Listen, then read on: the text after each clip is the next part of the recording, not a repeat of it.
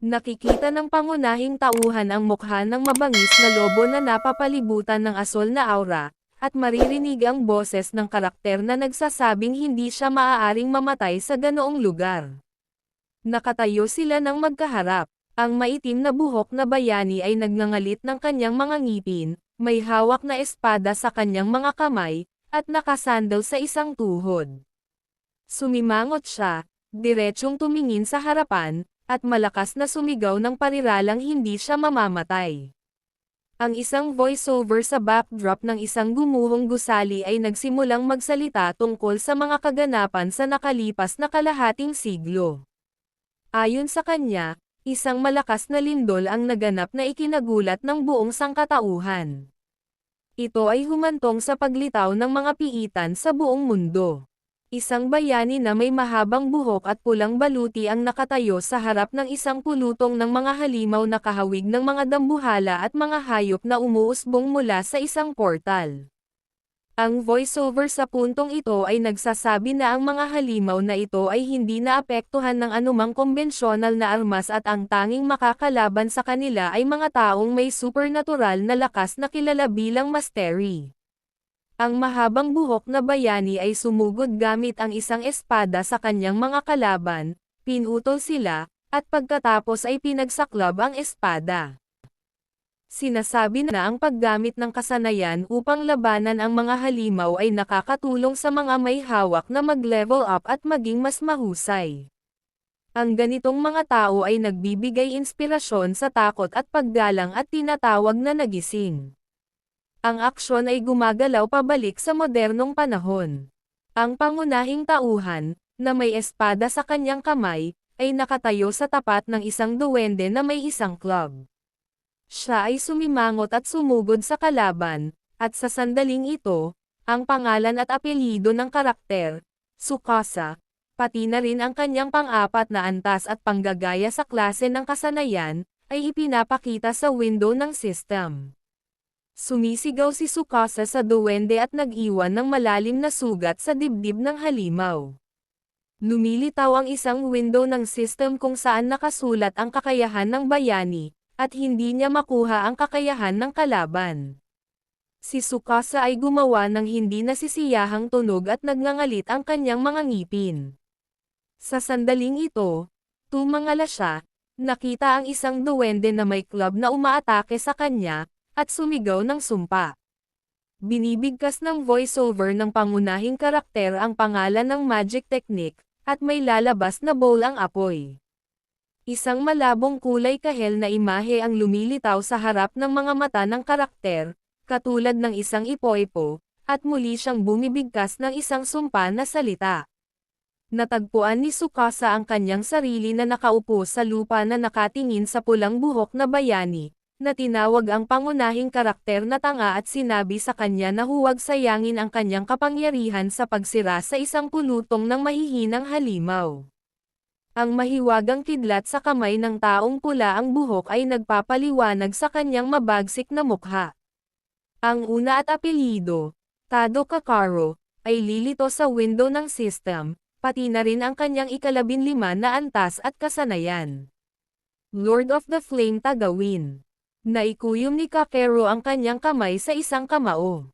Ang kanyang pulang sandata ay makikita, at ang voiceover ng pangunahing karakter ay narinig na inuulit ang pangalan ng pulang buhok na lalaki, sa pag-iisip na sinasabi sa kanila na si Kakakaru ay itinuturing na bituin ng susunod na henerasyon ng mga nagising, at ang dahilan para dito ay nakatago sa ang kanyang kakayahan.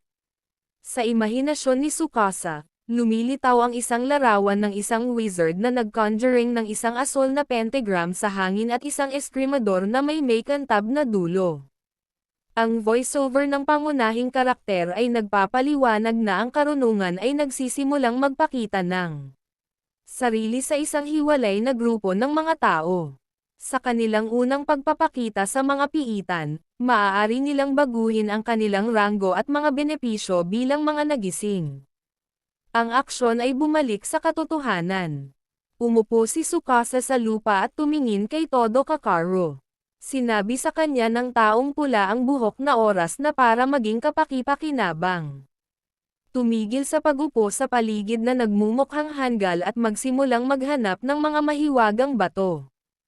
Ibinaba ni Tsukasa ang kanyang ulo habang nakabuka ang bibig at sumang-ayon. Ang boses ng pangunahing tauhan ay labis na nagsasaad na. Ang Kakaru ay may Flame Master skill, na itinuturing na napakalakas dahil pinapayagan nito ang may-ari na kontrolin ang apoy sa kalooban. Sinasabi sa isip ni Tsukasa na mayroon ding kasanayan na tinatawag na imitasyon. Sa sandaling ito, lumilitaw ang isang inscription sa window ng system, na nagpapakita ng mga kakayahan ng kasanayang ito. Hinahayaan ka ng imitasyon na gamitin ang kakayahan ng isang halimaw kung saan naitatag ang pisikal na pakikipag-ugnayan.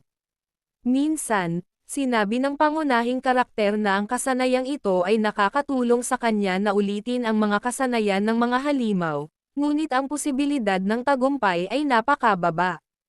Pinulot ni Tsukasa ang kumikinang na asol na bato.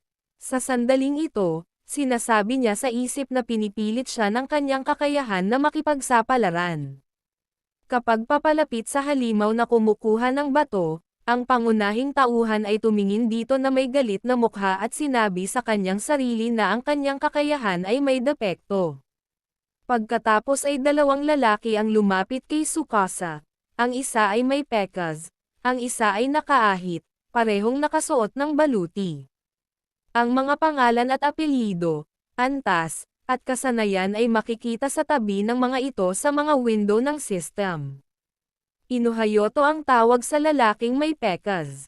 Level 11 na siya, at ang galing niya ay Lightning Strike. Ang pangalan ng Shaven Hero ay Yoshimura Riko. Level 10 na siya, at ang husay niya ay Heroic Strength.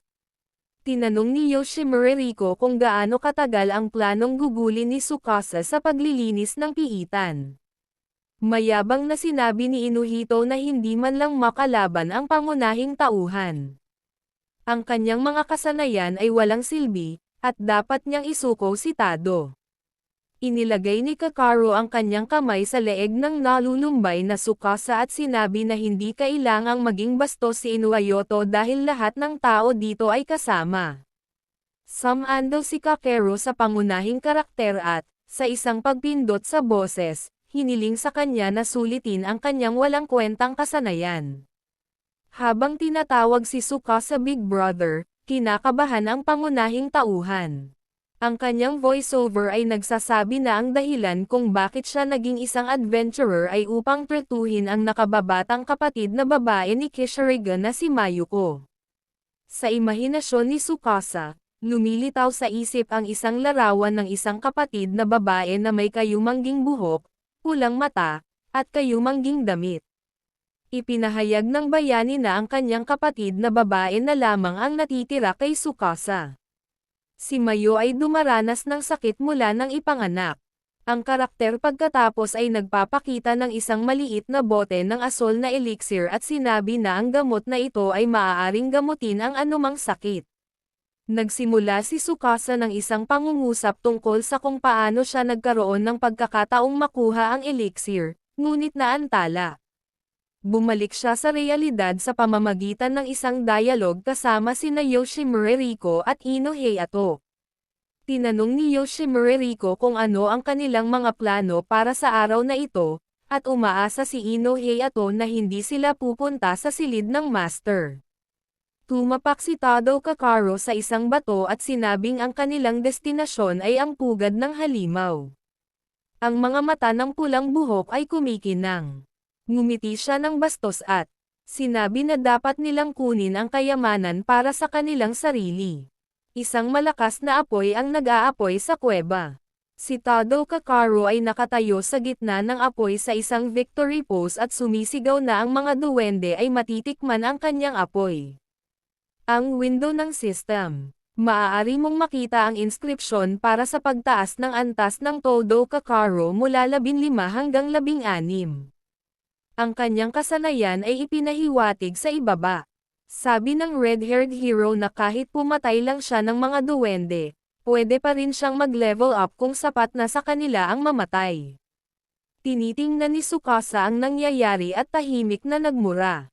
Pinagmamasdan niya ang kanyang mga kasama at iniisip na ang tanging paraan upang mag-level up ay ang pagpatay sa mga halimaw.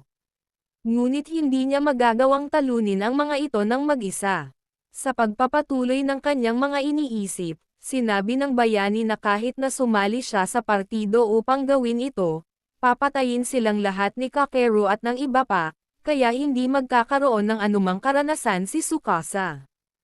Ang pangunahing tauhan, na may pagkabalisa at malungkot na mukha, ay nag-iisip na ang paglalakad kasama ang kanyang mga kasama ay walang kabuluhan kung ang lahat ay magpapatuloy sa ganito. Nahanap ng koponan ang mga kayamanan, kabilang ang ginto at Yoshimureriko, at isang bagong Heiato ang masayang tumatakbo patungo sa kayamanan, sumisigaw ng masasayang tunog at tumitingin sa paligid. Tumabi si Todo Kakaro at lumikha ng mahiwagang apoy. Pagkatapos ay sumabog ang dingding, at lumitaw ang isang magandang pinto na may asol na bato. Tumawa si Kakaro at sinabing nagulat siya sa secret room. Ang voiceover ni Tsukasa ay nag-uusap tungkol sa sekretong silid at ang mahalaga at makapangyarihang mga bagay na maaaring punan nito, tulad ng ginto, espada, korona, at iba pang mga alahas na nahuhulog sa background. Ang haka-haka na larawan ay nagbabago sa isang madugong silweta, at iniisip ni Tsukasa na ang mga lihim na silid ay puno ng mga bitag, at kung ang isang tao ay hindi sinasadyang mahulog sa kanila, siya ay mamamatay kaagad. Bumalik sa realidad ang pangunahing tauhan. Ang kanyang koponan ay nakatayo sa pintuan. Tinanong ni Yoshimureriko si Kakaro tungkol sa mga bitag. Para magawa ito, sinabi ni Kakaro na may kumpiyansa na mukha na hindi ito problema dahil mayroon siyang magandang ideya. Hinawakan ni Tsukasa ang asol na bato sa kanyang mga kamay at ibinaling ang kanyang ulo sa iba. Sa sandaling ito, sinampal siya ni Todo Kakaro sa pisngi, at ang pangunahing tauhan ay umuungol at sumisigaw, masakit na natitised, at bumagsak sa lupa. Humingi ng paumanhin si Kakaro kay Tsukasa, na nanginginig.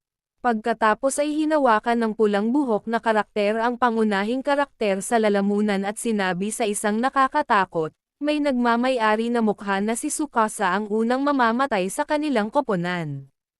Ang pangunahing tauhan ay nagtatanong kung ano ang sinabi ng kanyang kasama, nakatingin sa kanya sa loob ng pangunawa. Tinanong ni Yoshimureriko si Todo Kakaro na nalilito na ang taong pulang buhok ay gagamit ng Tsukasa para mag-alis ng mga bitag. Hinawakan ni Ino Heiato sa kanyang mga kamay at sinabi na ang paggamit ng isang kasama bilang isang paksa ng pagsubok ay mali.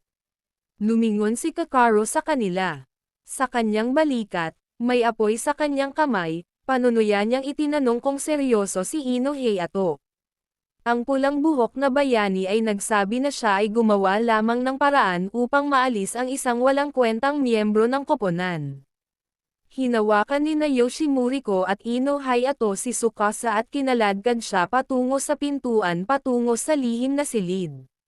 Sinipal ni Kakaro ang pangunahing karakter sa loob at, balantuna, salamat sa kanya para sa kanyang tulong. Nakangiting paimbabaw, sinabi niyang magkikita sila kung makakaligtas si Tsukasa. Ang pangunahing tauhan ay tumitingin sa pintong nagsasara sa kanyang harapan, nakasimangot, at nagmumura. Nakaupo siya sa sahig, nakasandal sa kanyang mga kamay, at galit sa kanyang mga kasama. Isang bughaw puting flash ang lumiwanag sa kanyang harapan at bumubulag sa bayani. Binuksan ni Tsukasa ang kanyang mga mata at nakita ang isang malaking bulwagan na may malaking bilang ng mga arko. Nagtatanong siya, sa pagtataka, kung anong uri ng lugar ito. Ang pangunahing karakter ay tumitingin sa isang arko kung saan ang isang pares ng asol na mga mata ay nasusunog sa dilim. At tumutulo ang pawis sa kanyang pisngi.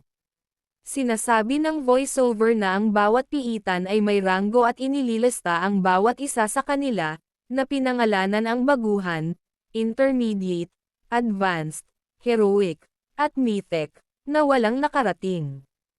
Sa sandaling ito, Isang mabangis na asol na lobo ang lumabas patungo kay Tsukasa, na sumugod sa pangunahing tauhan na may bukas na bibig at umuungal. Sa sandaling ito, isang pulang inscription ang lumiwanag sa window ng system, na nagpapahiwatig na sa harap ng bayani ay ang God Eater na si Fenrir ng ika-80 na antas, na ang kakayahan ay hindi alam. Nataranta si Tsukasa at nagtanong kung biro ba ito o kung talagang nasa mythical rank siya. Ang pangunahing tauhan ay tumayo at tumatawa ng kinakabahan, nagtatanong ng retorika kung ang mga bitag mula sa isang mas mababang ranggo na piitan ang nagdala sa kanya dito. Kinuyam ni Tsukasa ang kanyang mga kamao at sinabing tumanggi siyang mamatay. Ang bayani ay dinadala sa kanyang mga iniisip sa nakaraan. Salamat po sa panonood.